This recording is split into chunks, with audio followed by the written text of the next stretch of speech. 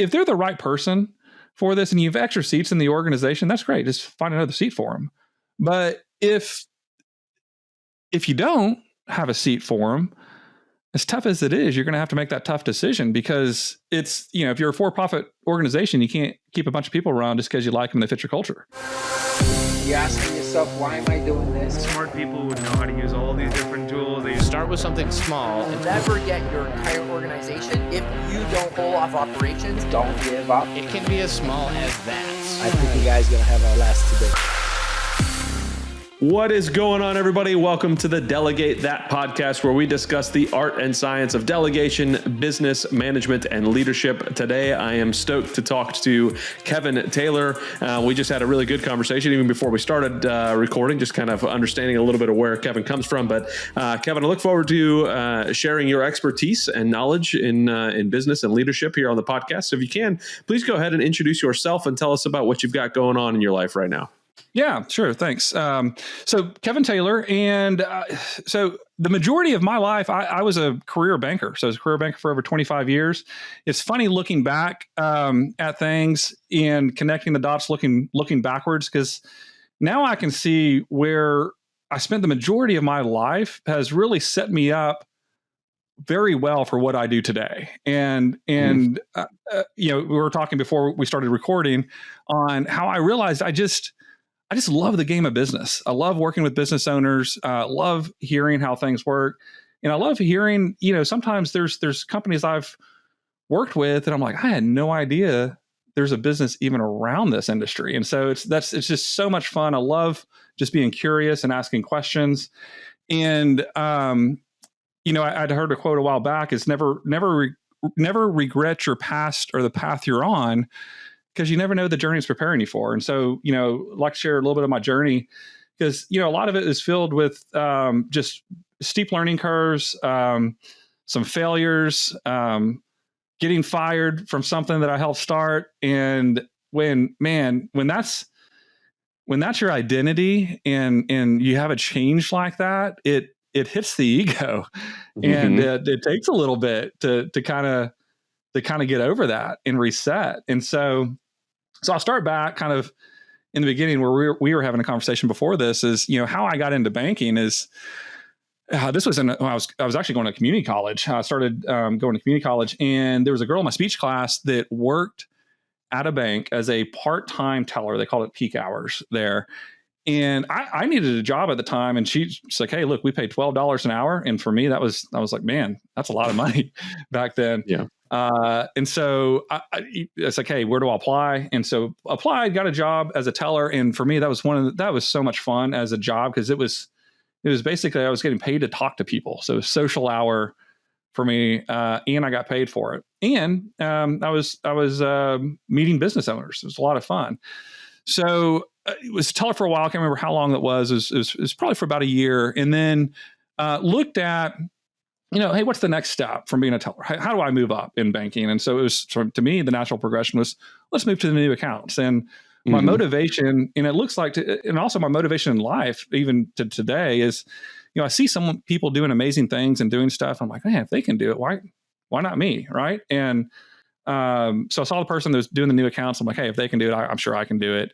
So applied for that position, did the new accounts, again, looked for the next step, which was an assistant manager, managing the tellers, controlling that area. I'd been a teller before, so I got it. And so moved into that position, and then moved up to a branch manager. And it was a very fast progression. I want to say it was 3 or 4 promotions within like a 2-year time frame. And for me, all I ever wanted when I was going to community college was, man, if I could just make $40,000 a year, that would be, all my problems would be solved. And I know 40,000 isn't a whole lot now, and it was a little bit more back then. It still wasn't a lot, but that was my goal. And when I made it to a branch manager, I was making more than that.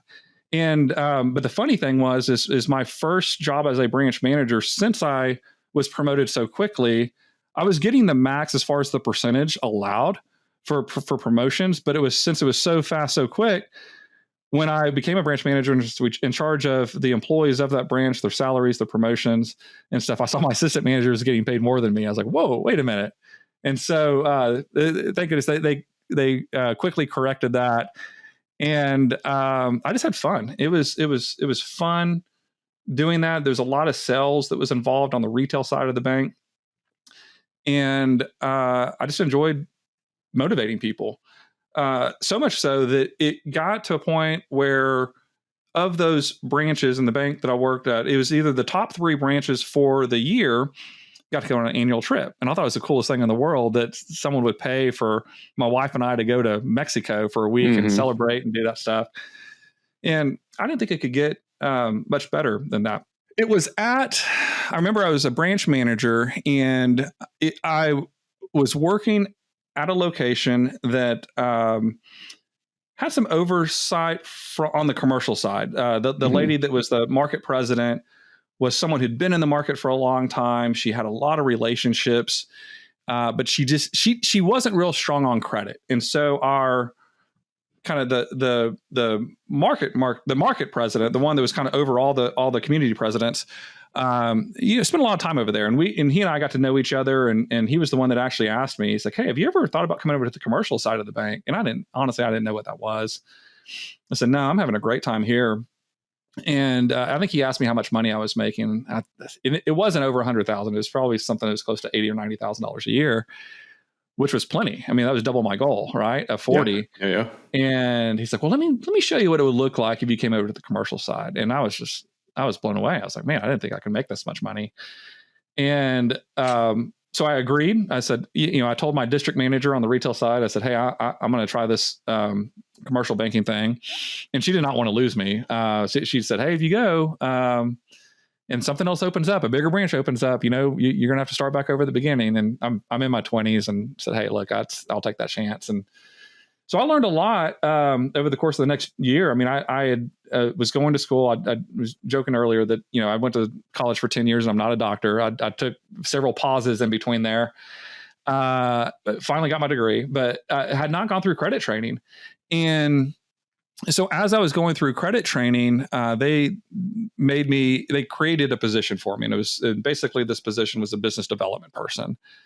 And so I was taught how to do business development on how upper middle market does business development, which is calling, making the appointment, seeing if there's a need. If you get through, past the gatekeeper, making the appointment, and just dialing for dollars, basically, is what it was.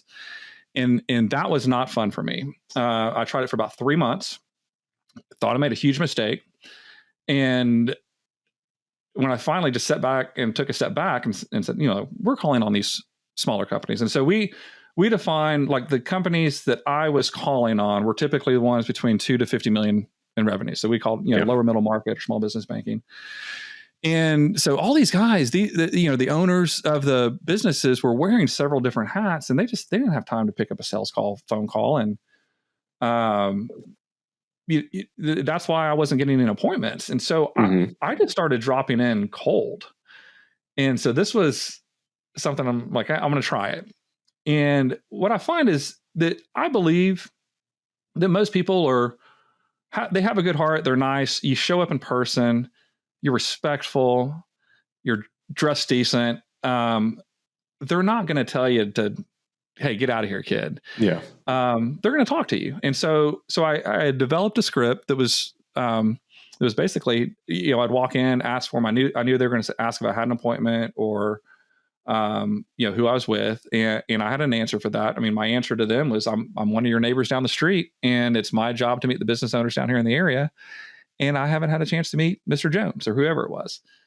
And so they're like, oh, okay. And so I would get so many introductions that way. And then when they would come out and talk to me, I was just surprised how much of an open book they were. And out of the thousands of calls that I did, I maybe had 4 or 5 people that were just like, hey, kid, like, you see that no soliciting sign? That means you too. Or like, very, very rarely did that happen. Yeah. And so I was like, wow, this is really good. And so there was success there, and so much so that we actually rewrote our business development plan. And so a lot of the seasoned bankers that were at that bank we're told, hey, this is our new business development plan. This is what we're going to do. And we got a lot of pushback, especially from people who had been there a long time, that were seasoned. They're like, I'm not doing that. And so there were tough conversations that had to be had, not by me, but by the market president, that was, hey, look, this is our business development program. You're either on board or you're not. Yeah. It's your choice. And so, over the course of 2 years or so, we did really well for the markets that were doing this. And we came up with this harebrained idea to start our own bank. And this was 2007 timeframe. And I remember the day because I thought it was an April Fool's joke. It was April 1st of 2007, where, to the guys, they brought us in a conference room and they said, hey, we are resigning from this bank today. It's our last day. We're starting our own bank and would love for you guys to come with us. And we just all looked around the room like, you're kidding, right? And they're like, no, we are resigning today. And so it took about a year for the process. And when you start from scratch, it's a de novo bank. So we didn't buy a bank or anything. This was start from zero. And so it took about a year to do the capital raise. We ended up raising about $26 million in capital. Officially open. And so I left my bank end of 2007, November 2007, joined the tail end of the capital raise and invested my own money in it as well. This was actually a good story too, because it was, 2008 was not a good year for banks, and the bottom had not fallen out yet, but we saw the writing on the wall. Yeah. And when we officially opened May 5th of 08, in April of 08 is when they're like, hey guys, if you want to invest, like do it now, like before we open. So I cashed out all my stock in the bank. It was a publicly traded bank. And so cashed out all my stock, put it into this new de novo, brand new bank, and prayed for the best. Again, late 20s. I think I may have turned 30 by then. So I was like, hey, look, if I mess this up, there's time for us to fix it and, time for me to restart and do anything else. And so that was total luck, because by August or September of 08, when I cashed out at $60 a share from the bank I was at, it was down at $20 a share. Woo! So Dodge, man, it was 100% luck. No foresight on my part there. But it was fun. I love building things, and it was a lot of fun building a bank from zero, $26 million capital raise. Our original plan was a 5 to 7 year deal, build it, sell it, do it all over again. And so I'm 30 at the time. So, hey, do this twice. I'll be in mid 40s to late 40s, and I'll go off and do my own thing. So it was about 5 years into that journey of starting our bank, knocking on a bunch of doors. And by the way, in 08, it not being a good year for banks, it was a great year for us, because we had a clean balance sheet, none of the problems from the past. A lot of the clients we got early on were coming to us because their bank just stopped doing whatever it was, real estate loans, lines of credit, whatever it was. They came to us. And so it really was a good time for us to start. And so fast forward about 5 years into that journey, I ended up meeting someone who has become a long-time friend, but it was in a networking group. And in that networking group, he at the time, he was running a group called the Alternative Board, which is a group that it's kind of like it sounds. It's a board of directors for companies that aren't big enough to have their own board of directors. And so that's what I knew him as. And then he started this new thing. And he gave me a book called Traction, which it's a lot of the books that are behind me now are the Traction books. Yeah, I was just going to say, you've got that very EOS orange filled thing back there. Yes. Yeah. And so he's like, hey, I'm doing this thing called EOS. And I'm like, what is that? He said, it stands for Entrepreneurial Operating System. Oh, so it's a software? He goes, no, it's not a software. He said, it's a way of managing human energy inside your business. I'm like, oh, tell me more. And so he's like, well, it's all outlined in this book, Traction. He gave me a copy of it. And, I'll admit it sat on my bookshelf for a little while before I read it. That's what happens to a lot of the books I get. It sits on there for a little bit. But then I finally cracked it open, read through it, went through the first chapter. And I was like, oh, wow, this is kind of what we need here. And, finished the book, gave a copy to our CEO who he had read it, loved it. So we had started we started self-implementing EOS inside the bank. We got a lot of things wrong now looking back at it, but it was we started with having these level 10 meetings, which is weekly meetings with the leadership team. Developing a scorecard. What are the things, the 5 to 15 items that if we're doing really well, gives us a pulse on how we're doing in the business. Setting quarterly rocks, the top priorities of the company for that quarter. And we were able to grow the bank. And so I exited, and I'll get to the story in a minute, but when I left, we were about $1.2 billion in assets. So grew the bank from $26 million capital raise, $1.2 billion in assets, still privately held on there. But during the course of that time, like I said, I love the game of business. I was introduced to an organization called EO, not to get confused with EOS. So Entrepreneurs Organization, EO.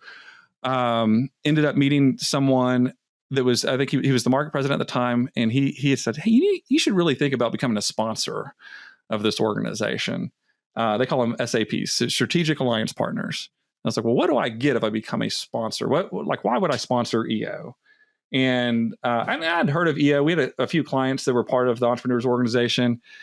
And, he told me, what it was about, entrepreneurs, it was our target market, over $1 million in revenue, decision makers in the company, people that wanted to work, on their business, just really appreciated a group that they could talk to, get slowly at the top as an entrepreneur. And he said, well, part of your sponsorship is you get to come to these monthly learning events. And you're sitting at a table with 8 to 10 entrepreneurs.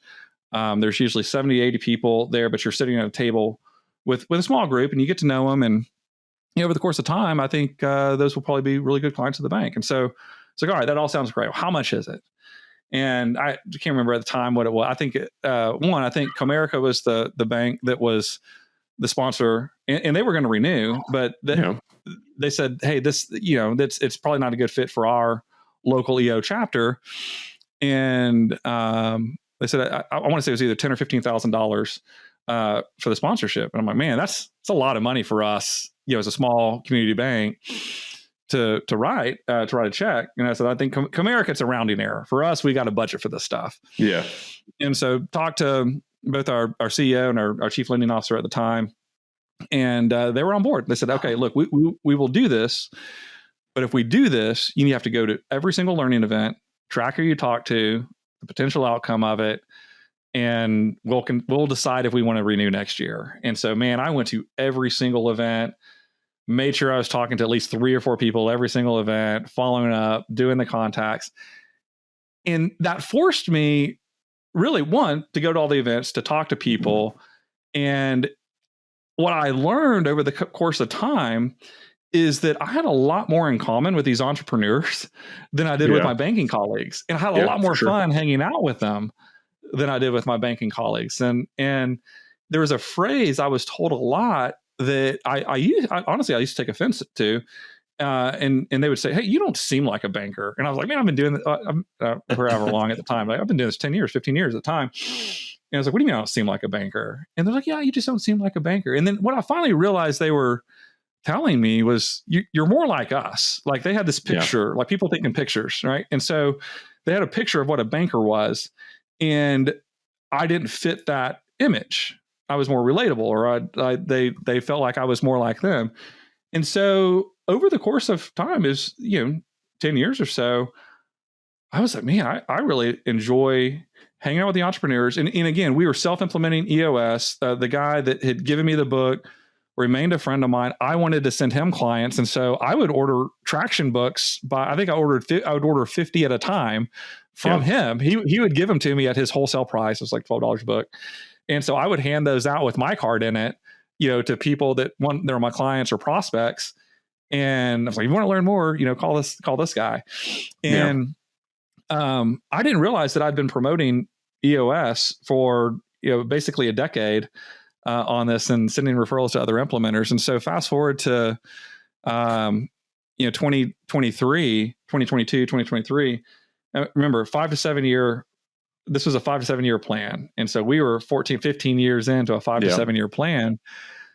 And, when you start a business and you do with the plan to exit, you get paid on the exit, and whether you take it public or you sell. Yeah. And so I started to push some buttons, and I started digging more into the EOS, into traction, and into what and also rocket fuel, what a visionary integrator should look like. Accountability chart. It's like, I don't think we really have an accountability chart. We kind of have an org chart. And I was like, oh, the book says we need 5 to 15 scorecard items. We've got 32 or whatever it was. Oh, yeah, 3 to 5 core values. We have 10. This doesn't make sense. And so I started pushing the envelope on that. And then and luckily, I think it was in 2019. I know our family went on a spring break trip to Colorado, and I remember we got snowed in one day. Our kids were out playing in the snow, and I brought a book to reread. I'd read this book before, but I didn't really get it. And so I was like, everyone's talking about this book. I was listening to Bigger Pockets a lot.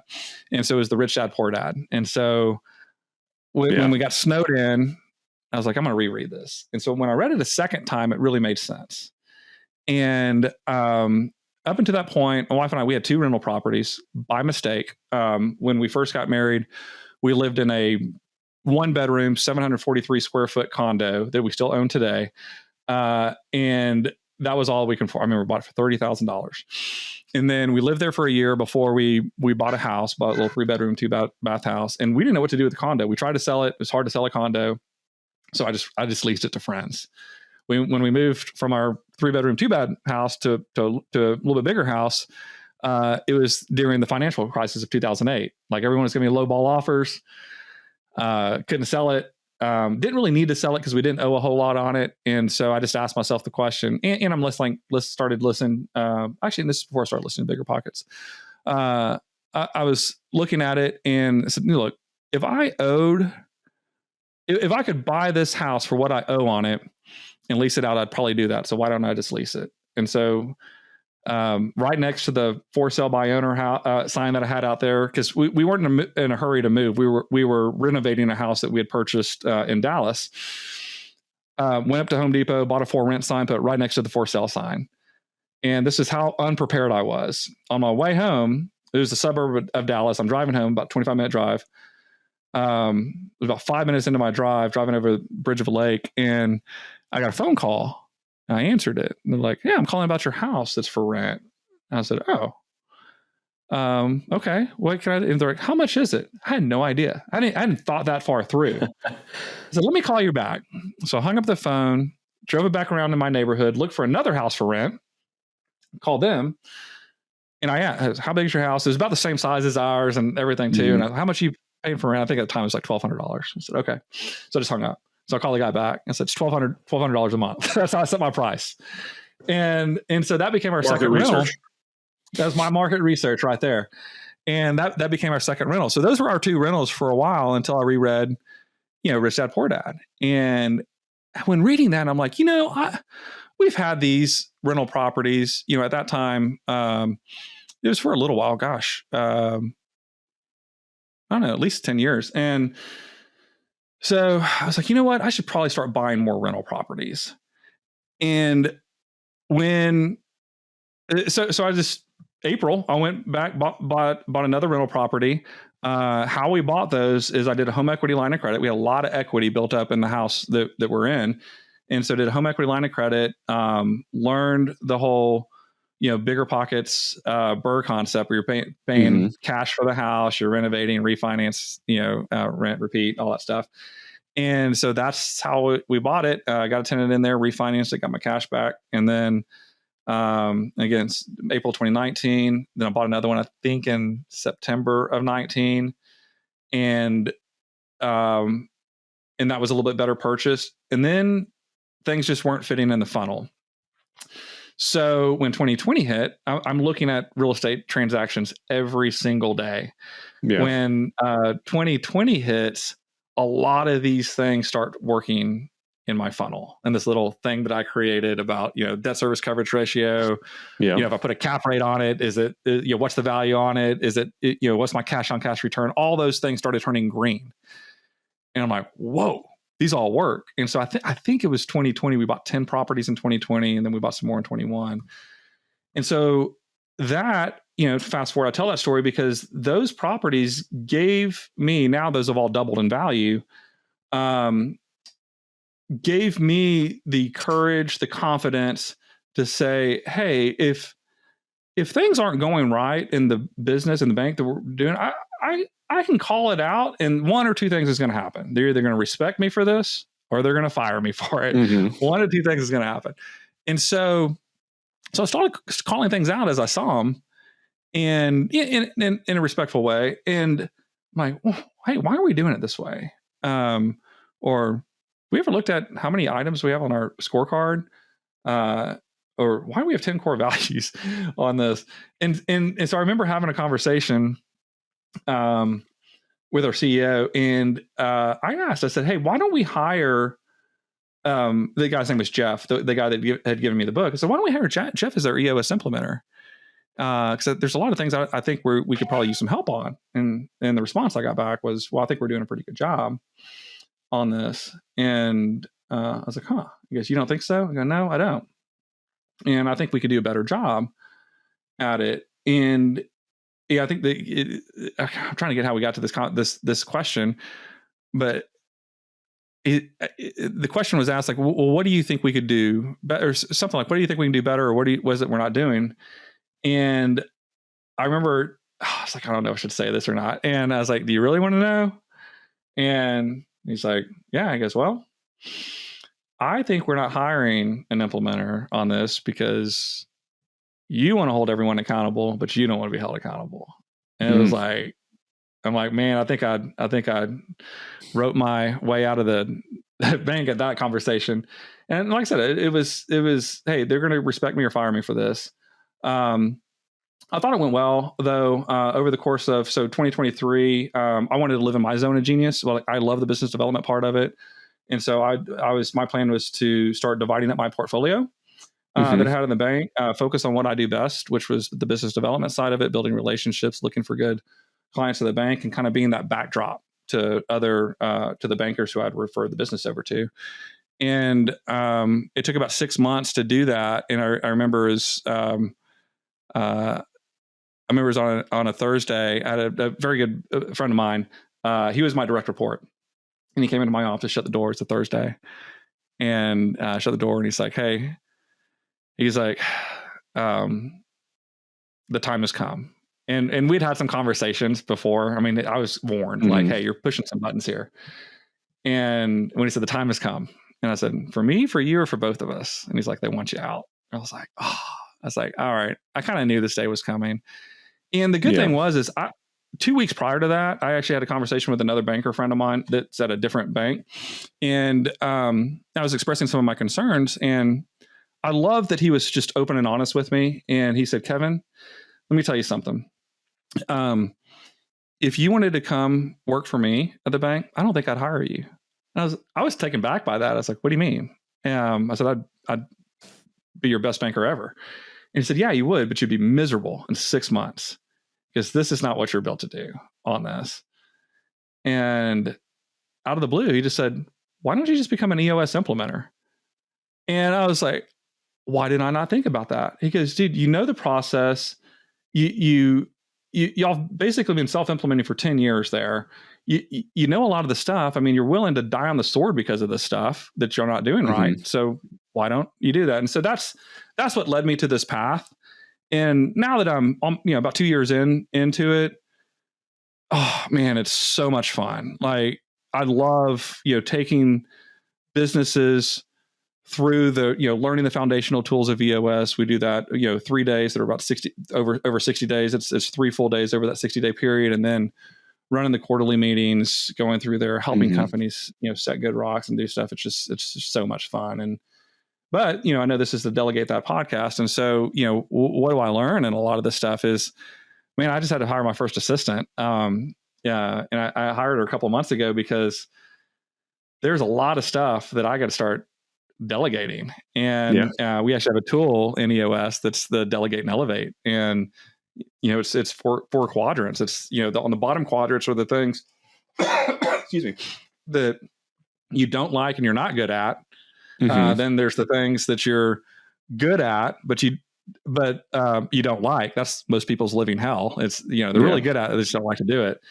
And the goal is to delegate those things and move up to the top quadrants, which are, the things that you're good at and you like, the things that you love and you're great at.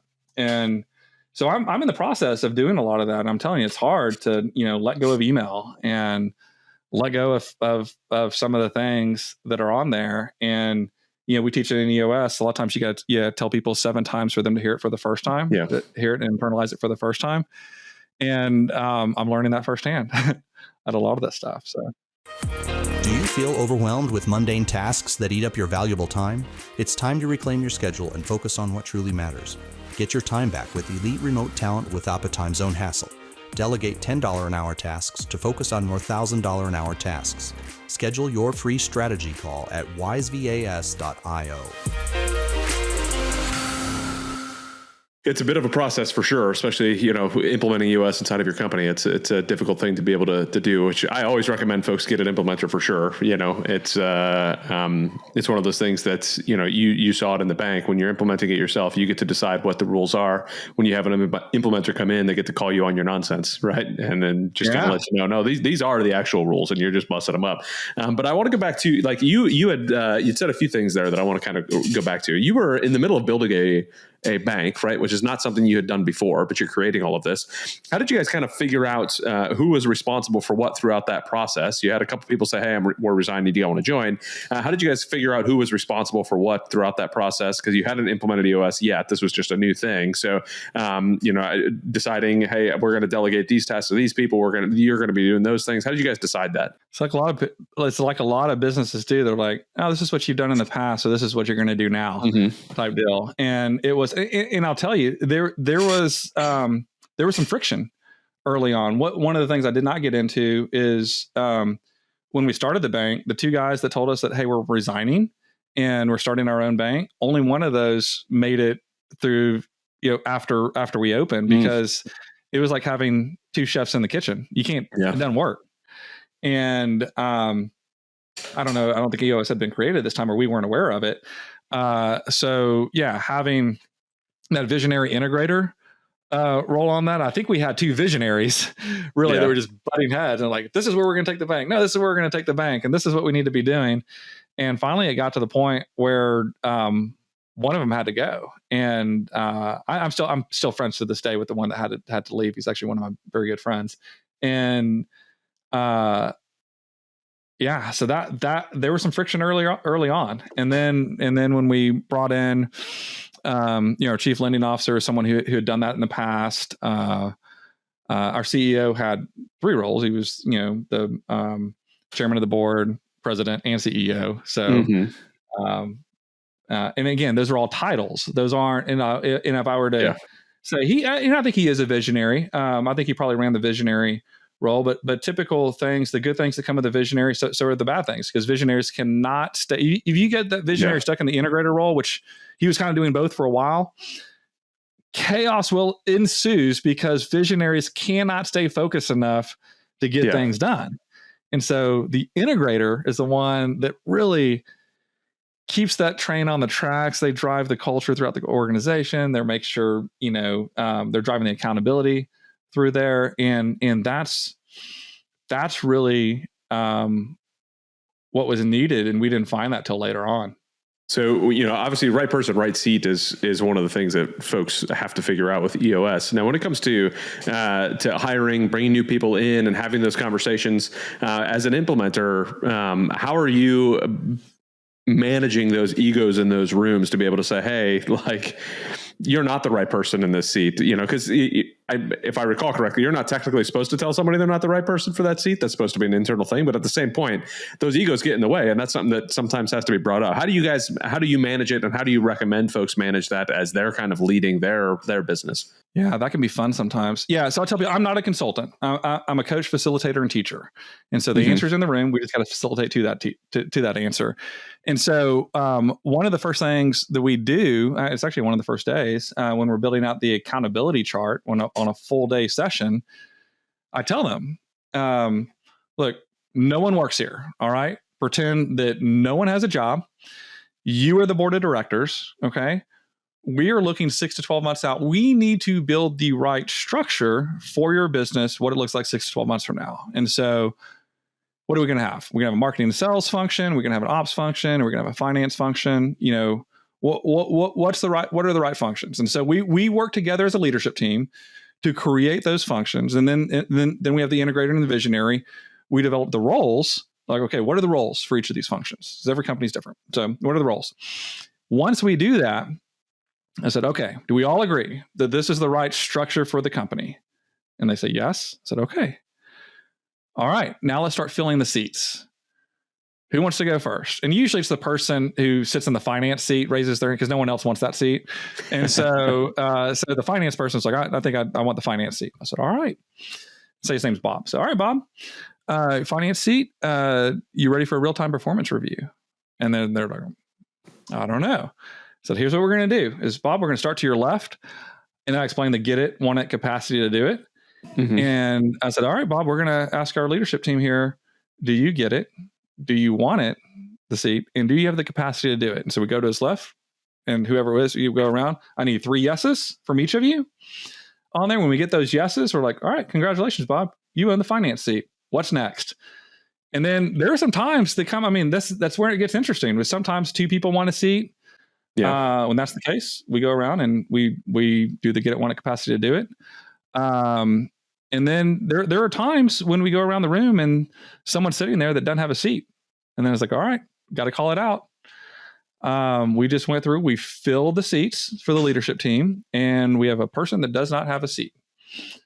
What are we going to do? And I tell people, like, look, if they're the right person for this and you have extra seats in the organization, that's great. Just find another seat for them. But if you don't have a seat for them, as tough as it is, you're going to have to make that tough decision, because it's, if you're a for-profit organization, you can't keep a bunch of people around just because you like them and they fit your culture. And so, it's a tough decision that has to be made. But, a lot of times when that does happen, sometimes it's up to them if they continue to come to leadership meetings. If they typically don't have a seat, because I work with the leadership teams of the company, they eventually kind of fade out, and they just quit coming to the meetings. But yeah, it's a process that happens over time. And it's one of those, and I think self-reflection for folks is extremely important. I know I was in a position for a little longer than I probably should have been at one point as an integrator. Not your day-to-day operations guy. I shouldn't have been in the integrator seat for as long as I sat in it. And it was one of those things that sitting back and looking at it, like you said before at the beginning, like looking back at the dots, it was like, oh, wow, I could totally see the dots where they stopped connecting. At one point, it just stopped connecting. And I wasn't honest with myself, and we weren't honest, I don't think, as a leadership team. And it was like, okay, now we definitely need to make a change. It's time for us to make this happen. So it's uncomfortable having those conversations, but they're conversations that have to be had. Because again, if you're a for-profit organization, it's for the betterment of the organization to make these decisions and make the calls. So, but it's, anybody listening, for sure, like, be open and honest with each other. Have the self-assessment. What's actually happening inside this company? Because again, if it's the wrong person sitting in a seat, then the company's not going to be doing what it needs to be doing. So you said that you just recently hired your first assistant. So what did that look like? What was that process like for you? Yeah, I didn't know what to do on this. And so really, I'd actually talked to another implementer who has this rock star assistant. And it's funny, if you've ever watched the show Suits, he described her as the Donna. He's like, she's my Donna. Nice. Like, she's awesome. She's like the best assistant ever. And so his Donna, we'll call her, and started, she started training other assistants of, this is what I do, these are my processes. And the assistant I have, she'd actually worked with an implementer before. She'd worked with an expert EOS implementer. And so what that means is the person the implementer she's worked for had over 500 sessions under their belt. And so she understands the process and what EOS is and the things. Like, she understands that, hey, I'm having a vision building day this day. These are the things I need. And so she gets it. It's just, I wish people, I wish she could read my mind and know everything that I want to be done and do things right the first time. It just doesn't happen. It's not her fault. It's things that I just need to make sure, communicating clearly and practice what I preach, right? Knowing that, hey, I know I'm going to have, if I've told her 4 times, so I've got 3 more times to tell her before she should get it. And and just working through that process. But that's how I found her. I found her through just a referral, working with asking another implementer. Referrals are oftentimes the best way to get solid folks. So you can't complain about that. What have you felt has been? What do you feel is going to be the hardest part of bringing an assistant in as you continue to grow and build things out? Like, some people really just don't understand how to. I shouldn't say understand. They have a hard time kind of realizing what they should be letting go, what they shouldn't be letting go. What do you think is going to be your hardest struggle letting things go, or in the bringing in of your assistant? Yeah, making sure that I communicate clearly what my expectations are on things. I mean, for example, on like email. Now I'm a visionary, so I always I love sitting at 30,000. I love sitting at 50,000 feet. But so like the 30,000 foot view of that is, I want you to take over my email on stuff too. I could say that, but now I got to explain, okay, what does that mean on here? Yeah. And so the process of, organizing the email on things that may need Kevin's attention, things that I can reply to, things that are immediate. And so it's letting go of that. I've never had anyone help reply from my email that other than me until now. Yeah. And so she usually doesn't reply as me. I mean, she has access to my email. She has her own email that she's replying to, but it's just, it's what we teach. It's like, I got to let go of the vine on here and trust that I know it's not going to be done with 100% accuracy. I've got to be okay with 80%. We're not at 80% yet, but I got to be okay with getting it 80% of the way there on this, because if I don't, I'm not able to grow. I mean, and I told her the big picture, all I want to do, like down the line, my goal is all I want to do is talk to businesses, see if they're a fit, and run sessions. Like that's all that's what I'd love to do. And so after a session, I should be able to get to a point where I take a picture of the notes, send it to her. And she's told me to do this. I'm still doing it, but take a picture, send it to her. She enters the notes in. She's got and she's putting all the stuff into the CRM and all that stuff. That's what we need to get to. Yeah, and that's a tough process. That's a tough thing to make sure that you're able to kind of make all that happen. And that was so when I hired my first assistant, that was my hardest part, was knowing what to let go and how to let it go. I would either fully let it go and look away and then realize that it wasn't getting done at all, or I was like, I didn't know how to even coach or train or teach how to be able to do all this stuff. So I ended up, like, my first two assistants had to let go for one reason or another, but it was on me, not anybody else. So it was one of those that it's hard to work through. But I'm sure that if this person comes highly recommended, you're going to figure out you and her are going to figure out a really good way to work together. So looking forward to hearing the success story afterwards. Yeah. And I just got to tell myself, look, I ask myself the question, am I communicating clearly on what needs to be done? Am I doing everything that I need to be doing to make her successful? And I need to be doing that. Yeah. And being honest with yourself when you say it too. Right. So that's oftentimes the hardest part, because we can easily lie to ourselves. It's hard. It's harder to lie to other people, believe it or not, than it is to lie to ourselves. We'll do it to ourselves all the time. One thing you mentioned quite a while back, I want to jump on real quick before we wrap up, is you had said something very early on, that when your identity is wrapped in this thing, right? When you were talking about the idea of potentially being let go from the bank. It was one of those that I wanted to jump back on, because oftentimes, especially as entrepreneurs, our identity is wrapped up in our business. Like this is our baby. This is what we do. This is who we are. How did you kind of separate? How did you kind of let yourself? I'll preface this with a small story. My wife's getting ready to retire from the military. She's been in for 20 years. She's finally getting ready to retire. Cannot wait. She had a general recently talk to her a couple of years ago before she decided to retire. Like, grabbed onto her uniform and said, "You got to know when it's time to take this off, because this isn't who you are. You are what's underneath this uniform, not what this uniform is."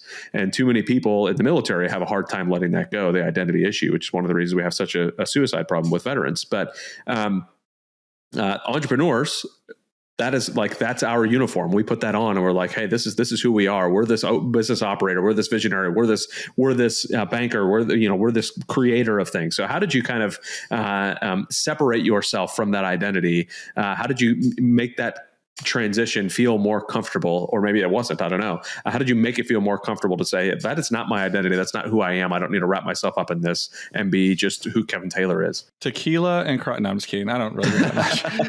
Now you do sound like one of the veterans. Yeah, it's very good. Yeah. No, it was really hard. It was, I will tell you, it took me being open and honest, reaching out to the GoBundance community and telling my story and saying, hey, look, this is new. And I think it was probably like 2 hours old when I'd reached out and I made a post and was like, this is what happened. And it was, I think, being vulnerable and reaching out to community and then getting responses back like, hey, this is what this happened to me. This is what I did. And hearing those stories too, but it's super hard because you're at a networking event or something, like people are like, what do you do? And I'm like, oh, I'm a banker. So it becomes that identity, right? Yep. Oh, I'm a commercial banker. Yep. Oh, I'm this. And now I'm an EOS implementer. And so it's hard when you identify it for something for so long to not say that anymore. Mm-hmm. And that's really not who we are, and realizing that's not who we are. That's just what we did as a profession. Yeah. And so now, I think of, really who am I? And I'm still working with this too. And it's like figuring out, hey, what is my unique ability? What's my zone of genius? And, I really feel like I'm a connector of people and connector of businesses and things too. And I just happen to be able to do that through, used to be banking. Now it's through EOS implementation. And it's something that I enjoy to do, but it takes a while. I think it was refreshing to hear other people's stories on that. It's normal for it to take 6 months to 8 months or whatever, however long it is, to start to let go of that identity and start to do that. Just knowing that that's normal. And before I forget, as a side note, like we can continue this conversation offline, but I had a very similar conversation to your wife's story yesterday by a veteran who was in the Navy for a while, and he's working with private equity companies that they feel like veterans are very positioned into a way to help take over companies that are from baby boomers and stuff that don't really have an exit plan, an exit strategy, for sure. But bringing veterans in to help run these companies and save businesses that would have otherwise just kind of gone to the wayside because they don't have an exit plan on that. So that can be another conversation. And I think that it's one of those things that I think you're saying 6 months, 8 months, maybe a year. A lot of people take a lot longer than that. And I think I'm going to credit you to say, hey, like you said something up front and said, hey, how do I deal with this? And it's one of those that the quicker you're able to just ask the questions and be vulnerable and say, hey, I don't know what I'm doing here. I don't know how to make this transition smooth. Help me out. The quicker you're going to get some good responses from solid folks who are there to help you, as long as you're asking in the right place. It's the same thing I tell folks: don't go ask for marriage advice from the divorced guy at the bar while you're drunk and you're in the middle of potentially getting a divorce. That's the wrong place to ask, right? But if you're in the right room with the right people, ask the questions, be vulnerable, make it happen. But Kevin, it was awesome to have you on here. I thank you so very much for jumping on the podcast. If folks are listening to you and say, hey man, I'd really love to have him come in and be an implementer, or maybe just try to bend your ear for a little bit, what's the best way for folks to get a hold of you? Yeah, I mean, feel free to reach out. I mean, you can shoot me an email. It's the kevin.taylor@eosworldwide.com, or website eosworldwide.com / Kevin_Taylor is the website. But yeah, feel free to reach out. I'm happy to help any way I can. Got a core value of help. Core value of help first, and we live and breathe our core values, and so I'm happy to help any way I can. Awesome. I love it. For those of you listening, please like, subscribe, comment. Tell us below what your favorite part of the podcast was. Let us know what struck you the most, what you loved, what you didn't like. We look forward to interacting with you in the comments. I thank you all very much for listening. I thank you again, Kevin, for jumping on, and we look forward to seeing everybody on the next show. Thanks. My pleasure.